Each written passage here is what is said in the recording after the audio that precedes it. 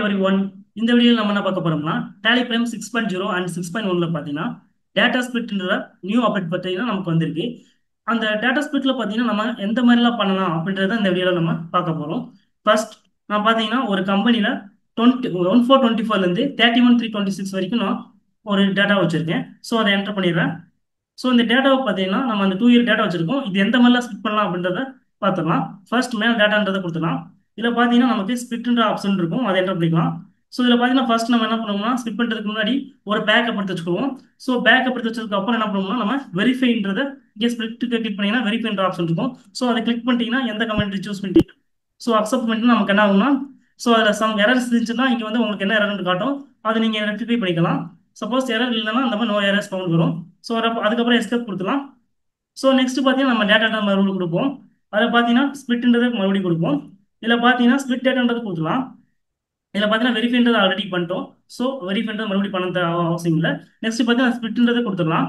So இதில் split ball கொடுத்துட்டதுக்கப்புறம் split from கேட்கும். So அதை கொடுத்துட்டு நெக்ஸ்ட் என்டர் பண்ணிக்கலாம்.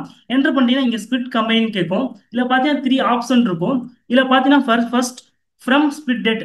ஸோ இது எந்த மாதிரி நமக்கு டேட்டா வந்து ஸ்பிட் பண்ணுது அப்படின்றத பார்த்துக்கலாம்.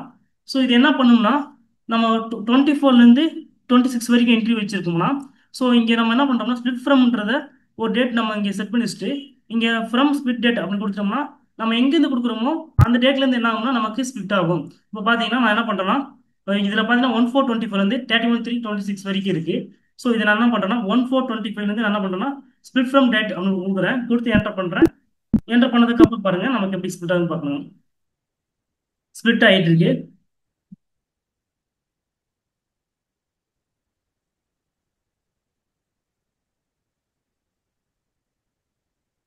ஸோ நமக்கு ஸ்பிட் ஆகிட்டு இருக்கு. ஸோ அந்த மாதிரி ஸ்பிட் ஆயிரும். ஸோ இப்போ நம்ம கண்ட்ரோல் F3 கொடுத்து செட் பண்ணிடலாம். கண்ட்ரோல் F3 கொடுத்து செட் பண்ணிடலாம். ஸோ செட் பண்ணிட்டோம்னா நமக்கு என்ன ஆகும்னா ஸோ நமக்கு எக்ஸிஸ்டாக இருக்கிற கம்பெனி வந்து நமக்கு 1424லேருந்து 31/3/26 வரைக்கும் இருக்கும்.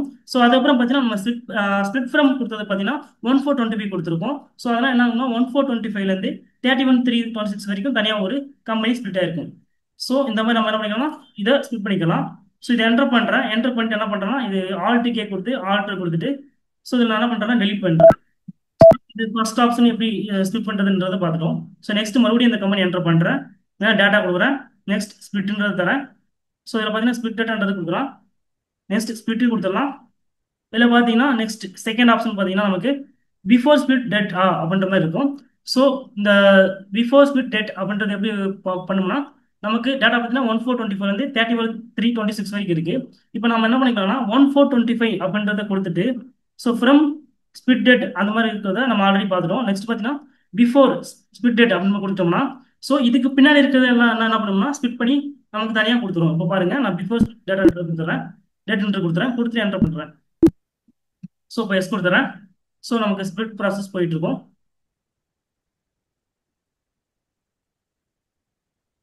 ஸோ நமக்கு ஸ்பிட் ஆயிடுச்சு. இப்போ நான் கண்ட்ரோல் F3 கொடுத்து என்டர் பண்ணுறேன். கண்ட்ரோல் F3 கொடுத்து என்டர் பண்ணுறேன். ஸோ நமக்கு பார்த்தீங்கன்னா இது எக்ஸிஸ்டாக இருக்கிற கம்பெனி ஆல்ரெடி இருக்கிற டேட்டா. கீழே பார்த்தீங்கன்னா என்ன இருக்குன்னா நம்ம பிஃபோர் கொடுத்தனால என்ன ஆகும்னா அந்த பிஃபோர் டேட்டில் ஸோ மட்டும் இருக்கிறத மட்டும் டேட்டா மட்டும் எடுக்கணும். இப்போ பார்த்தீங்கன்னா நான் என்ன கொடுத்தேன்னா 1425 கொடுத்தேன்.